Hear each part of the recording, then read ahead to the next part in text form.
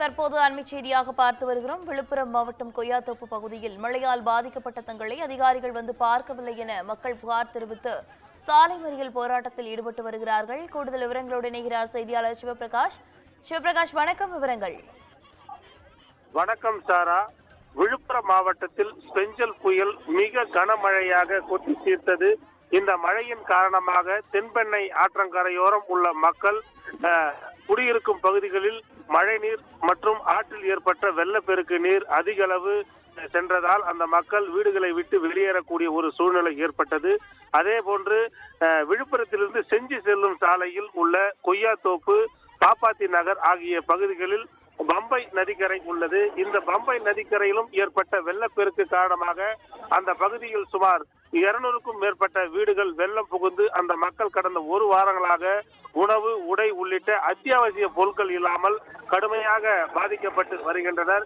இந்த நிலையில் இந்த வெள்ள பாதிப்புகளை ஆய்வு செய்ய மத்திய குழுவானது விழுப்புரம் மாவட்டத்தில் பல்வேறு பகுதிகளில் ஆய்வு மேற்கொள்ளப்பட்டு வரக்கூடிய நிலையில் எங்கள் கொய்யாத்தோப்பு மற்றும் பாப்பாத்தி நகர் ஆகிய பகுதிகளில் இதுவரை யாருமே வந்து ஆய்வு செய்யவில்லை. மழையால் பாதிக்கப்பட்டு தங்களுக்கு உணவு, உடை உள்ளிட்ட அத்தியாவசிய பொருட்கள் கூட இல்லாமல் தவித்து வருகிறோம். எங்களுக்கும் மழை வெள்ள பாதிப்புகள் குறித்து பார்வையிட்டு உரிய நிவாரணம் வழங்க வேண்டும். அதே போன்று எங்கள் ஊரில் இனி வரும் காலங்களில் மழை பெய்தால் வெள்ள நீர் புகாத வகையில் நடவடிக்கைகளை மேற்கொள்ள வேண்டும் உள்ளிட்ட பல்வேறு கோரிக்கைகளை முன்வைத்து விழுப்புரம் செஞ்சி சாலையில் தற்போது சாலை மறியல் போராட்டத்தில் ஈடுபட்டு வருகின்றனர். இந்த சாலை மறியல் போராட்டம் காரணமாக சுமார் அங்கு 1 மணி நேரத்திற்கு மேலாக போக்குவரத்து பாதிக்கப்பட்டுள்ளது. இது குறித்து தகவல் அறிந்த விழுப்புரம் மாவட்ட குழு தலைவர் ஜெயச்சந்திரன் அந்த பகுதியில் அந்த பொதுமக்களிடம் பேச்சுவார்த்தையில் ஈடுபட சென்றார்.